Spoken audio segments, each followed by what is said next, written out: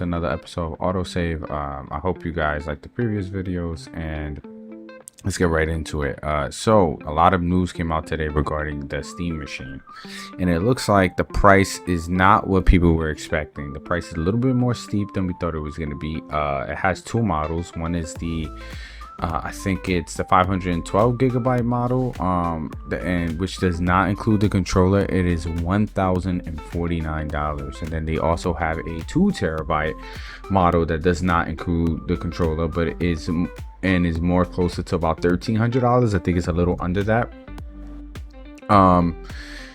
Yeah, this is kind of crazy. I actually thought it was going to be marked down a little bit less than this. I figured they were going to have two models very similar to the Steam Deck, but I thought that I thought the 512 gigabyte would have been something around like the $800 price range, $700, and then the 2 terabyte would have been the $1,049 price range. But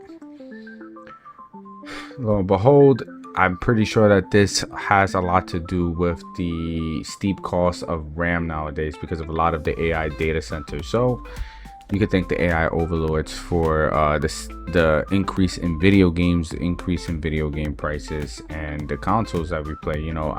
Right now, if you don't already have a gaming PC or you're not willing to just go all in, I wouldn't recommend building one right now, only because of how steep the prices are, and they're only going to get more expensive as AI becomes more prevalent until we can find a more these large major corporations that are using AI right now for everyday tasks that were manual before, until these AI data centers can find a more efficient way to power these AI machines. I don't see anything changing right now. So I feel like it's only going to get worse before it gets better. My next thing I want to talk about is Jason. So Jason was recently released into DVD. Jason Voorhees from the Friday the 13th series. I think they're not technically using the Friday the 13th trademark because they're using the Jason Universe trademark, because the Friday the 13th trademark is all in legal wakapula, for lack of a better word. But since he's came to the game, I've been playing a lot more Dead by Daylight. I was not playing as much. I've been having a lot more fun with the game. I do want to talk a little bit about the killer. He is really strong. I think overall his kit is strong. I think I don't think his kit in of itself is overpowered. I think that his power needs to be tweaked, only because there seems to be no cooldown. Like, he could just sit in his power and just control the entire map, right? And for people who play with Swifts, and if you don't know what Swifts are in that game, that's surviving with friends, SWF, you're gonna do fine. There's not gonna be any difference because you're gonna be coordinated, but you need a real coordinated team that's going to use effective time management, because time management is super important in Dead by Daylight, where if somebody's being looped, that they're just on gens, because if not, and you're playing solo queue, you're gonna always lose to him, because the problem is that his power forces you to crouch. When you're crouched, you're not doing anything of real value or purpose. Everybody's too scared. Nobody wants to get chased. Nobody wants to go down. They play like it's their real life, and gens are not getting popped. So yeah.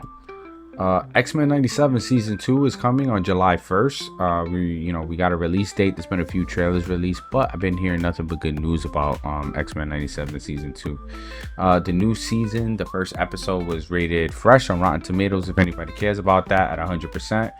And we do kind of know the general premise of what it's about. I think IGN has an article, which you'll probably see up in the screen, where they watched the first 4 episodes. They talked a little about it. It's going to really deal with apocalypse. I don't want to spoil anything, but just know time travel is involved. That if you've seen X-Men 97 season 1, you know that the X-Men were kind of displaced throughout time. So that's coming.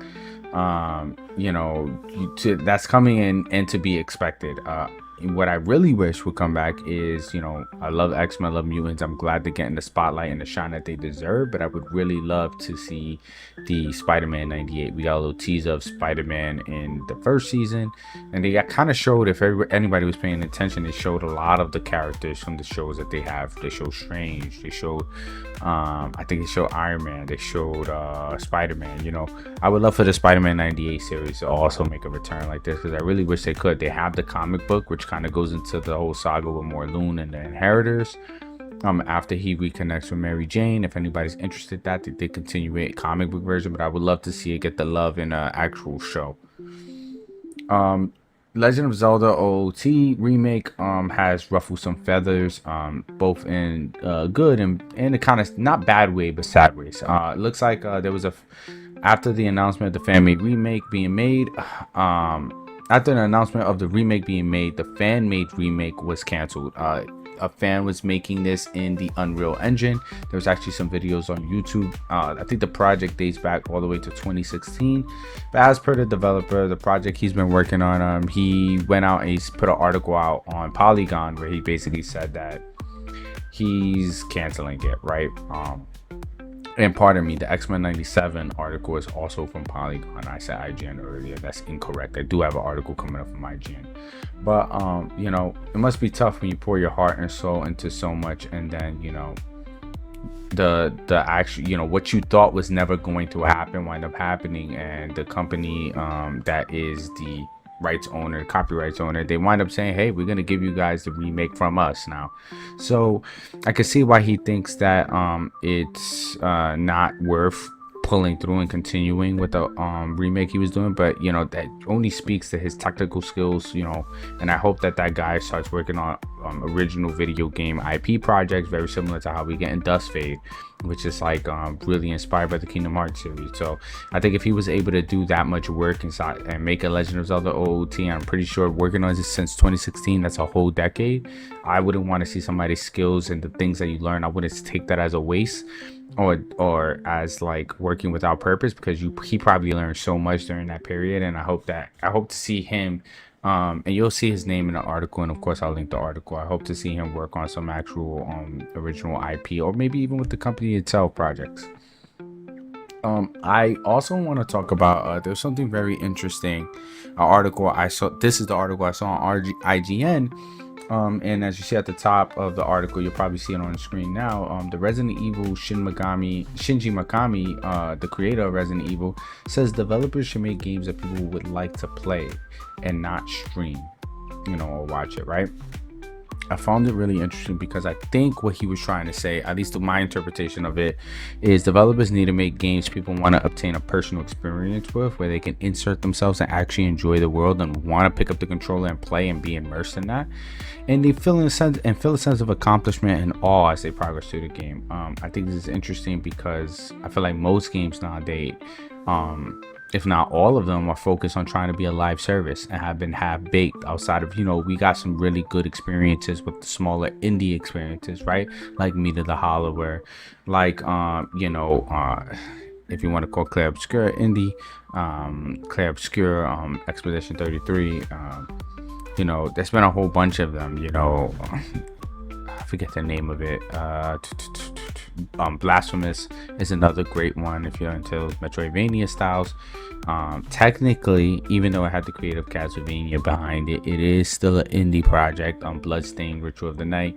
You know, you've gotten some really good experiences with the indies, but I feel like AAAs have been lacking in this, you know. And I think AAA studios or large companies like Xbox, Sony, and larger publishers, you know, outside of Capcom, funny enough, have been I think Capcom's been doing a bunch of remasters. Let me stay on topic.